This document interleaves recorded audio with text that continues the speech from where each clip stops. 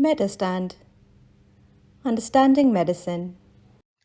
I'm Professor Azizur Rahman, and this is the second in the series of lectures on approach to anemia and interpretation of CBC. It is very strongly recommended that if you landed up here directly, you go back and watch my first video on the basic principle, the definitions, and you can come here then and you can understand this lecture better. The topic of today's discussion is a three-step approach to the diagnosis of anemia. You know, diagnosis is always important, and this very simple three-step approach will give you a diagnosis in majority of the cases who present with anemia, which is very common condition. Now, let's take the example, and this is the typical CBC. I told you in my first lecture that this is usually a small computer generated slip, which is not very gorgeous, but it has got a lot of hidden information, and this is the typical format of the CBC, and different indices are different counts are given here. Let me classify, let me give you different portion of this. First of all, this portion belongs to RBCs, and it gives you RBC count, hemoglobin level, hematocrit, MCV, MCH, MCHC all relate to RBCs. RDW also relate to RBCs. So when we are approaching a case of anemia, we will be mostly concentrating on this part. At least this is the first thing we see in the CBC. And this relates to RBCs, okay? And the second step is you go to the WBC panel, and this will give you neutrophils and lymphocyte, monocyte, eosinophils and basophils and their percentages and their absolute count.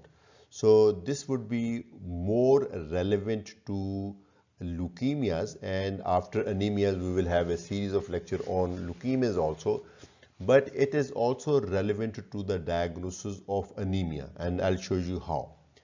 And then third panel is the platelets, and this gives the platelet count and also the mean platelet volume. Like mean RBC volume, we also have mean platelet volume. So this is the three panels, three parts of CBC. Let's have the normal values. Now in this box I have given you the normal values. So RBCs in normal humans, it may be 4 to 5.5 million in both genders. Hemoglobin is about 12 to 18 grams per deciliter. Hematocrit usually falls between 37 to 52. MCV and MCH and MCH and RDW, the corresponding values are given here. So we will do some exercise. I'll show you 3 or 4 CBC reports, and please participate in the active process of interpretation of these reports. Now in this case, for example, first of all we'll see hemoglobin and hematocrit just to see if there is anemia or not. Of course, if HB and hematocrit are within the normal range, then there is no anemia. What do you think? In this case, this is the patient's report 16.2, and this falls within the normal range, and hematocrit is 47. This also falls within the normal range. So perhaps further study is not indicated because there is no anemia, but for the sake of completion we'll see MCV 88.8 within the normal range, MCH within the normal range, and MCHC within the normal range. So if hemoglobin and hematocrits are within the normal range, then these indices were more likely to fall within the normal range, and that is the case here also.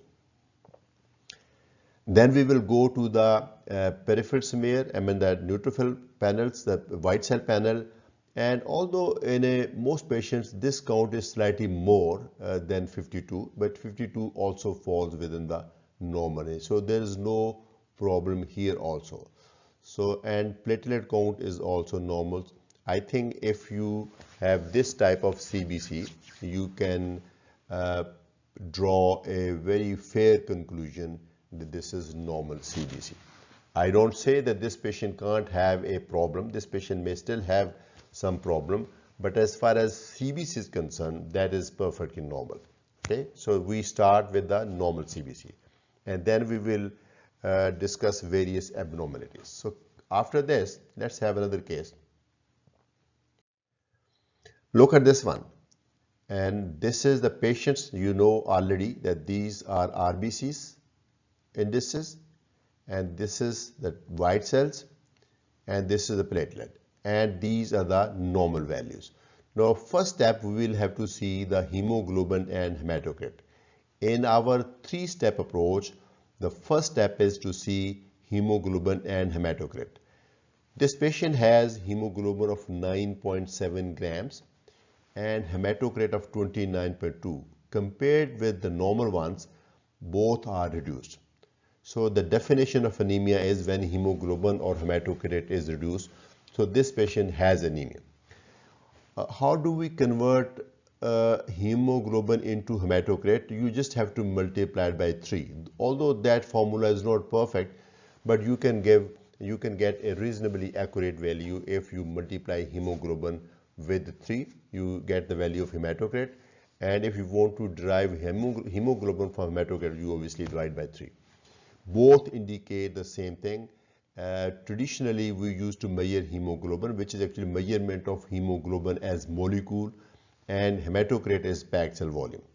Packed cell volume measurement is easy by machine, so we have now switched to hematocrit mostly. So this patient has anemia. Going to the second panel, MCV, mean corpuscular volume, is 69.7, and it is less than the normal. So that means average cell size in this individual is smaller. That means a patient probably has microcytic picture. MCH, mean corpuscular hemoglobin, is also less than normal. Normally it should be 27 to 32, and this patient has 22.6. So average amount of hemoglobin in individual cells is also reduced. So that means patient has MCH is reduced. That means hypochromic picture. Then MCHC is within the normal limits. So I think we can draw two conclusions. Number one, this patient has got anemia. Number two, the picture is microcytic hypochromic. Now let's go to the WBC count. This is normal, no abnormal cells, and the ratio between neutrophils and lymphocyte, monocytes, eosinophils, basophils is okay. So I think you would agree with me that this is a case of hypochromic microcytic anemia. Hypochromic, how do we know this is anemia? Because HB and HCT are reduced. How do we know this is hypochromic? Because MCH is reduced. And how do we know it is microcytic? Because MCV is reduced. So we have got a case of hypochromic microcytic anemia. Now we have to figure out the possibility. What is the possibility? We actually have narrowed down to only two main conditions. One is iron deficiency. I think most patients with this picture would have iron deficiency. Now, if that is the case, you would take history of blood loss, history of food intake, history of menorrhagia, history of GA blood loss, and you will also do a physical examination. Of course, koilonychia would indicate iron deficiency, and in some cases, you would also go for iron studies. And iron studies mean you would measure ferritin, you would measure serum iron, you would measure total iron binding capacity, and I think that would give you the correct diagnosis. Then search for occult blood loss. Now this is important. If the cause of chronic blood loss is very obvious, like menorrhagia, then it might not need further workup. But if there is no obvious blood loss and the picture is that of chronic iron deficiency anemia, then it is mandatory to rule out the cause, because the cause may be serious. there could be some GI malignancy, there may be colon cancer, there may be peptic ulcer disease. So all these conditions, they require separate treatment, and that the prognosis may also not be good. So I think we need to do those tests. But as I say, if the cause is very obvious on history, like patient has got poor food intake or patient has worm infestation, then you need not do these tests. Thalassemia would be another relatively common condition, of course much less common than iron deficiency. Thalassemia would be another condition where you will get this hypochromic microcytic picture. In my opinion, if you have a case of hypochromic microcytic anemia, you first, I think diagnosis of iron deficiency would be like a default diagnosis. If there is no evidence of iron deficiency, then you consider thalassemia. The second most likely cause of hypochromic microcytic anemia is thalassemia. In thalassemia, there is history may provide important clue. For example, patient would be pale, patient would have anemia from the childhood, and there may be family history also.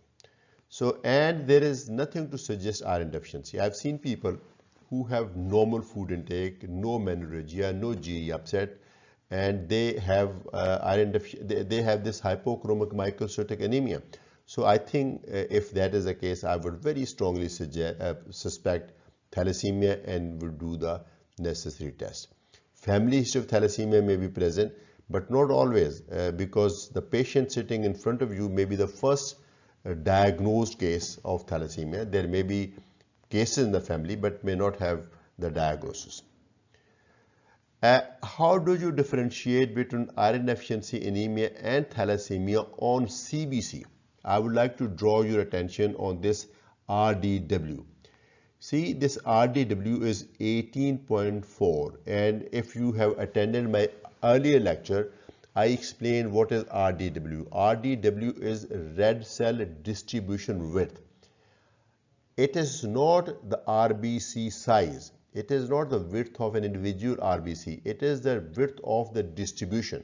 That means it will tell you if the average size of the RBCs is how different are the RBC sizes, because mean value may be the same. In thalassemia, although cells are likely to be microcytic and hypochromic, but all cells are likely to be more or less the same size, all are small. But in iron deficiency anemia, because it depends when that particular RBC was formed, because during the preceding 3-4 months there may be variable level of iron in the body, and cell size may vary depending upon the level of iron deficiency at that stage. So you are likely to have different sizes of RBCs in iron deficiency and not in thalassemia. So if this is the case, this patient has got RDW much broader than normal. So I think if I have to judge from this CBC, this would very typically suggest iron deficiency, not thalassemia. Although you would need history and other things, but I think very simple but careful examination of CBC can differentiate between these two common conditions. Now, this is another case, the same exercise. These are the values of the patient and these are the normal values. First step, see the HB and hematocrit. The patient has 10.6 hemoglobin, which is less than normal, and 31.6 hematocrit, which is again less than normal. So one thing is decided that this patient has anemia. Going to the second step, mean corpuscular volume 117.6 as compared to 78 to 98. So the cell size is bigger. Okay, mean corpuscular volume is more than normal. That means this patient has got macrocytic picture. RBC size is bigger than normal. Then MCH is mean corpuscular hemoglobin 39.6, and this is above normal because cells are so big, although they have less in this case normal mean corpuscular hemoglobin concentration, but since cell size is bigger, then average amount of hemoglobin in individual cells is more. Okay, but the total hemoglobin is reduced. Then if you go to the WBC portion, normal, I think you would all agree that the basophils are slightly increased, but otherwise it is okay. Nothing to suggest anything like leukemia or aplastic anemia. So this seems to be normal. So what do you imply? This implies that this patient has got macrocytic anemia. We don't say macrocytic hypochromic, we just say macrocytic. Now, macrocytic anemia is again of several types, but from this CBC, we have figured out that this patient has macrocytic anemia.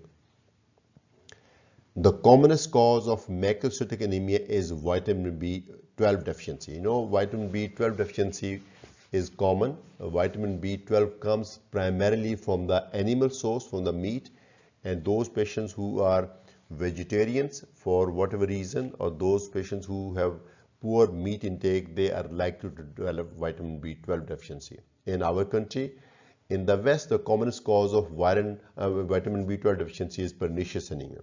And we will actually have a separate lecture on macrocytic anemias. At this level, I think this much of discussion is good enough.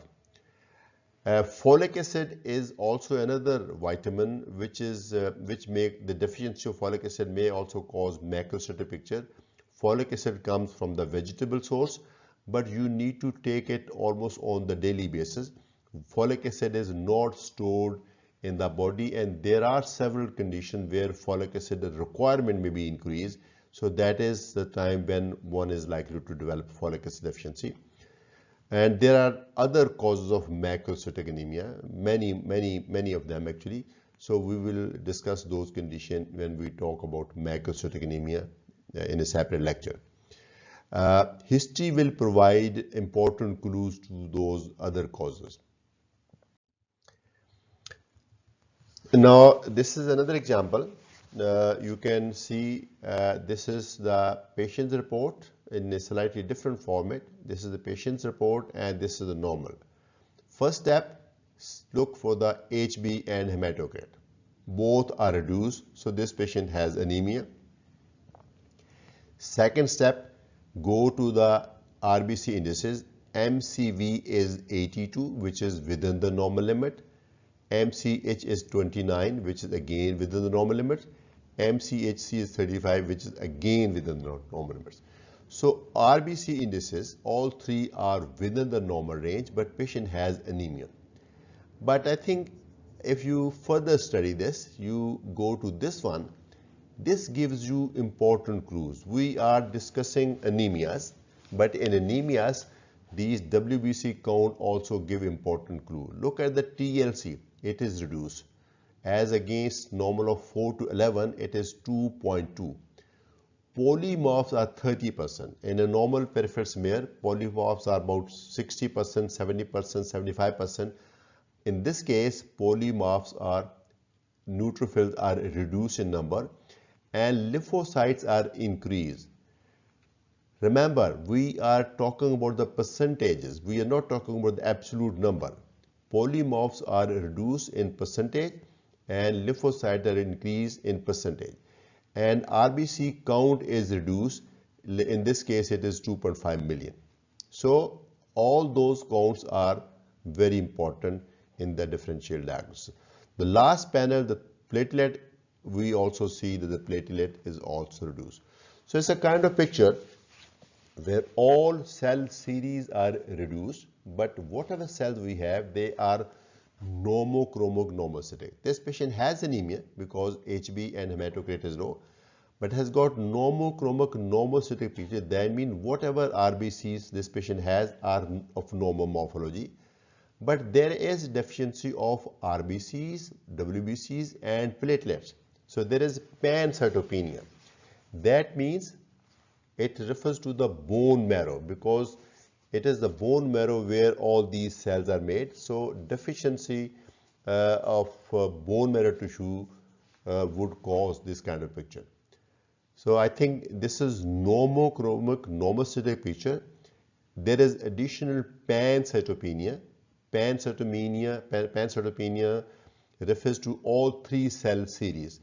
WBCs are reduced, RBCs are reduced, platelets are reduced, and this would be typical of aplastic anemia.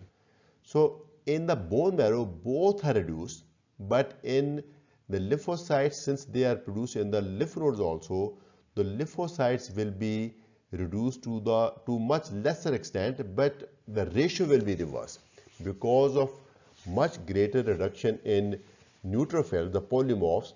The ratio is reversed. You can have the similar picture in chronic lymphocytic leukemia, but there the TLC would be increased. That's right. So in the background of reduced TLC, this apparently excess of lymphocyte is actually relative excess, not absolute excess, and it is an indication of bone marrow depression. Mostly idiopathic in nature. Aplastic anemia is usually autoimmune, and it could be secondary to many things like some treatments, and we will discuss in a separate lecture. Now this is how I explain reverse lymphocyte polymorph ratio. This is polymorph. This actually does not represent the size of polymorphs. This is actually the total population of polymorphs and lymphocytes. Normally we have about 70% polymorphs and maybe 25-30% lymphocytes. And when this is reduced to a greater extent than this, then the ratio will be reversed like this. So when you end up with this picture, when you just measuring the percentage of neutrophils or polymorphs will be reduced. But actually lymphocytes are in only relative excess because lymphocytes are not reduced to that extent. Lymphocytes are formed in the extramedullary tissue also. Some limitation of CBC, there could be pseudo-thrombocytopenia. Now, sometimes the CBC shows thrombocytopenia, but it may be due to platelet clumping.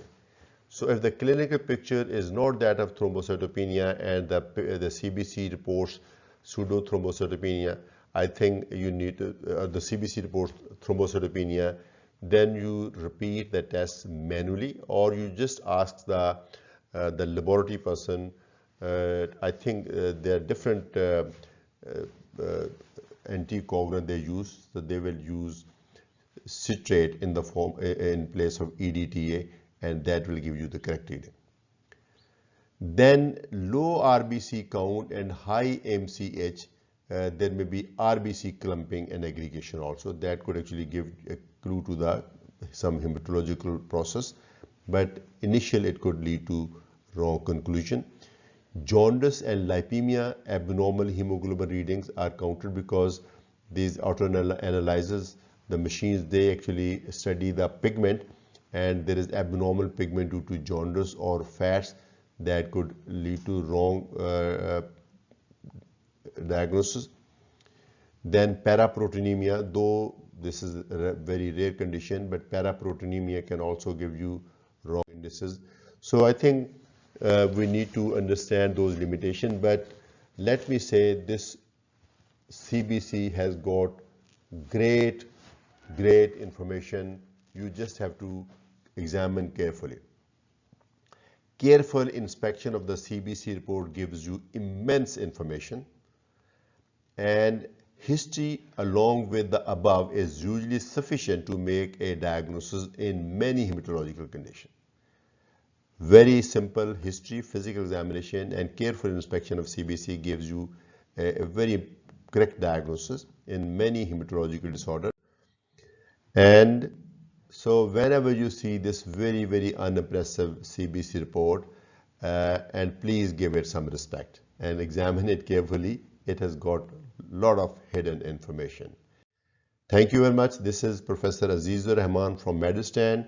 This was the second in the series of lectures. I hope that I made it simple for you to understand, because simplicity is in my genes. Please follow me in my next 4 or 5 lectures to complete the module on hematology and on initially the anemia. So, and then that will follow on, that will be followed by other lectures on leukemias. Thank you very much.